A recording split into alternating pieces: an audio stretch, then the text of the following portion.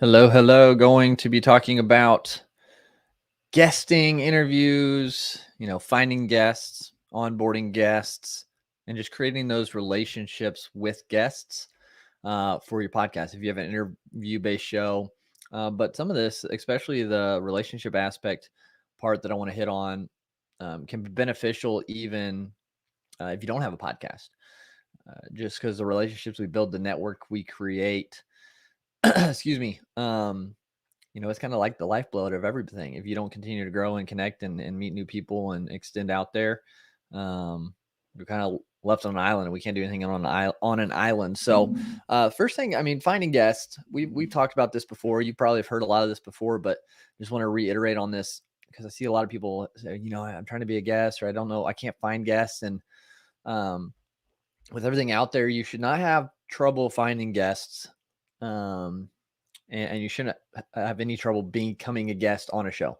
So that's just what it is. If you're having trouble finding guests or becoming guests, a couple things probably. You're probably not putting in the work or effort to find the guests or shows to be on, or you're doing it really, really abruptly and not having any sort of relationship value add first. So if you're having trouble, most likely you're probably just not putting the effort into it, which is, it happens. So we just want to take the effort or take the action and put the effort forth into finding guests, to finding shows to be on. And it's not super, super hard. It's not rocket science.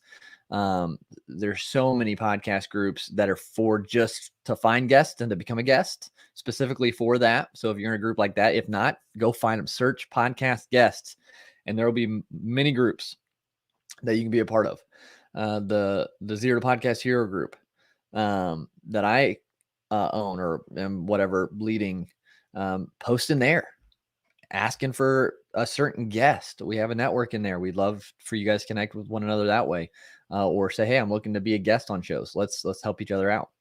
So get in Facebook groups, connect with people, their profile, their pages, interact with their stuff, and then, start conversations about it. And then it can trickle into, hey, I actually have a show you'd be a great fit for. Are you open to hearing more about that? And just ask. A lot of times we just don't ask. And so you're never going to get guests. You're never going to be on shows if you don't ask. And then there's a lot of online platforms. Again, so there's Podbooker, Podmatch, Podit, Audrey.ai, Matchmaker.fm, all these things. So look in those, utilize those. They're free. Most of them are free, at least to start, and you can get a lot. Again, if you're having trouble finding guests or being a guest on shows, then you're probably not putting in the work, or your just approach is really too blunt.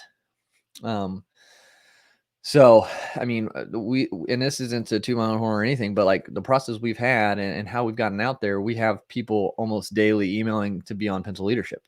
And that's not because we're some big fancy show or anything like that. It's just, we put in the work, we connect, we build networks, and now people are reaching out to us. So you can do it too, is what I'm meaning. So just put a little work into it, a little effort, and you'll be able to get on a lot of shows and have some really great guests come on. If you're looking for anyone in particular or a certain topic, reach out to me. And I'll connect you with who I can within my network of people I've had on the show or people I know. So you just got to ask. So that's about finding guests. It's really not that hard. It's really not that complex. So keep it simple. Don't overthink it, and just, take action on it.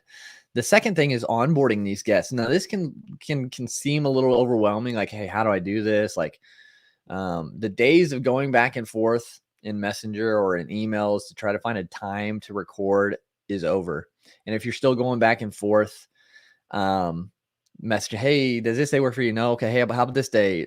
Like, if you're still on that, there are free programs. There are free calendar systems that you can connect to your calendar that'll connect to theirs, that you can send them a link and they can pick from your times that you dictate on there. Say, I'm available these days, and out of those days, they can go on and pick what works for them, and everyone gets a notification.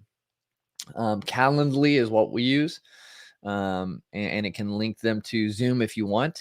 We use StreamYard, obviously, so we just have an email sequence that sends them the StreamYard link for their day of recording. But we record or we connect and schedule through Calendly.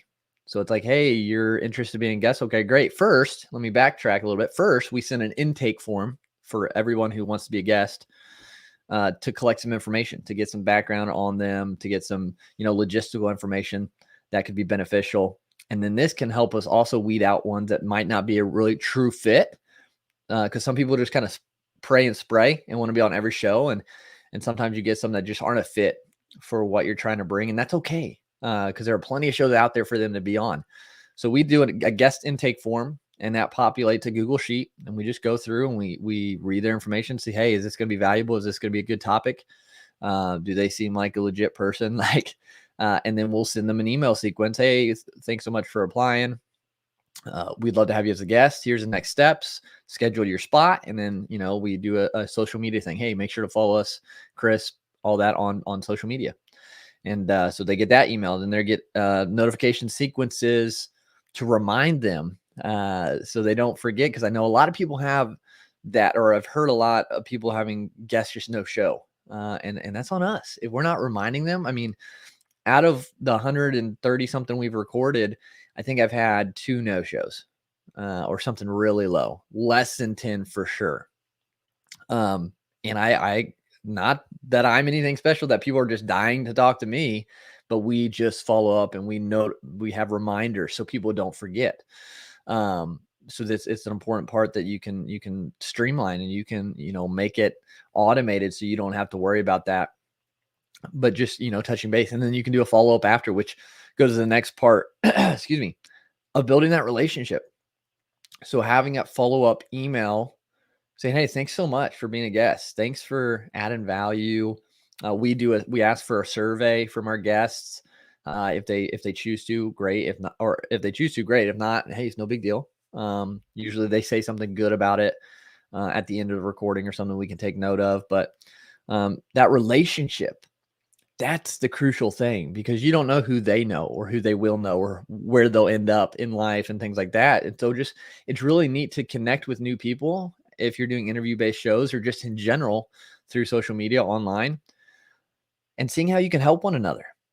Because down the road, and that's a big part of a way to monetize your show, either if you're looking for sponsorships or affiliate links, or even courses or services, those guests could, and most likely could be, or should be, your target audience, if you're looking at it from that perspective. So you're building those relationships. They've already done business with you, quote unquote, with the podcast recording. So, hey, they know what you're about. They know what you do, because you've had communication about it. And so when they know who to go to for, X, Y, and Z, whatever it is you have to offer. Or, you see the value of coming together. Hey, maybe they have a course, and maybe you have a service, and say, hey, our communities are kind of the same. We talk to the same kind of people. I could offer this to your community and give you a percentage, and if you vice versa with what you offer. And so you have like an advertisement affiliate, and if people partake in that, you'll get a small portion, and that can add up as you grow. Same thing with sponsorships. Maybe you are growing, and you have someone who's like really loves your mission, or really is aligned with your audience as well. And they're like, hey, like we see your audience, we see the engagement, we see what you're doing. It resonates with us. And we would like to, talk about sponsorships, or you can bring it up to, hey, we're right on line in what we're doing. Would love to get you in front of more people through our audience, if you're open to even discussing sponsorships. So the relationship aspect is crucial. Following up, staying connected, reaching out. It doesn't have to be every day, every week, once a month. Just touching base, or just interacting with their stuff, so you stay kind of in their mind, so they remember, hey, yeah, I interviewed with Chris on Pencil Leadership a long time ago. I know he does this, and maybe it's not fit for me, but like someone's asking me about that kind of stuff, I can send it to Chris. And so those relationships are crucial. I mean, if you think back to your job, most of the time you knew someone within the setting. When I had my jobs, every job I had before starting my business, I got because I knew someone connected to the organization or to that position. I just was, it was grateful to have those connections that were in the right places at the right time, that I could, ask, hey, or they said, hey, we have an opening. So even now, though, building a business, the same thing. because you make connections with people at the same level as you. And as you grow, you're going to be able to help one another. You're going to be able to see each other's successes and push and direct people towards them. And, help, you get help more that way because you have more broad width of what's out there. So maybe you don't do all this, maybe you don't do mindset, or maybe you don't do health, or maybe you don't do X, Y, and Z, but you have made connections now and you can filter people to it.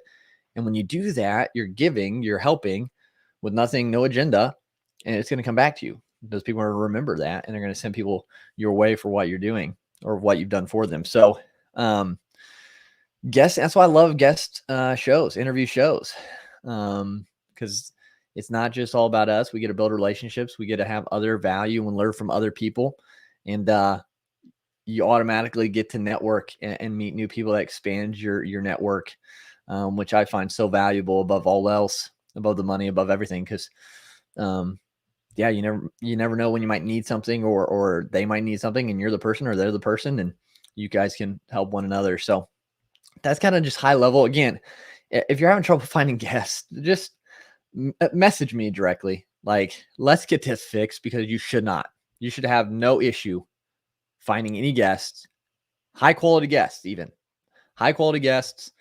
You should have no trouble finding for your show. I'm just going to put that out there. So if you're having trouble finding guests, getting guests to actually show up, please reach out. I will gladly give you my email templates. You can make copies or make your own, model off mine, talk about systems. Like, please, let's get this right, because it's so valuable if you're doing an interview-based show, finding good guests. So please reach out and just say, hey, dude, I can't find any guests. Like, I'm struggling with this, and I will literally show you what you need to do so you can start getting guests and fill the next 3 months with guests. We are booked until February next year already. So I've had to tell people, hey, we'll come back to you. There's a waiting line. So we'll come back to you. But yeah, I've been blessed to have a lot of people reach out, and I'll show you how to do that. Just reach out. Like, it's nothing. That's you shouldn't be having issues with that. And we want to get that fixed. So I would gladly just even hop on a quick Zoom and just show you our process so you can model that, because it opens so many doors. It allows you to do so many things. It's how I was asked to speak on a conference on podcasting is how I've done a lot of the things, and been able to experience a lot of stuff I have is just having guests and making connections. And, now I know people in all sorts of different areas of the world and in different genres. So I wanted to talk about guesting, because I think if you're doing an interview show, and even if you're not, you can take valuable lessons from this for your business when you're trying to network and reach out to possible clients. It's the same kind of stuff. You just add value. You come with no agenda. You learn about them. And then if there's a problem and you can solve it, then it's like, hey, are you open to help? And then you can have that discussion. But you've already built a relationship somewhat. It's not just a cold, like, hey, buy my thing, or hey, do my thing. And so it can ink over in a lot of life. So again, if you're struggling to find guests for your show, let's nip that in the bud. That should not be an issue.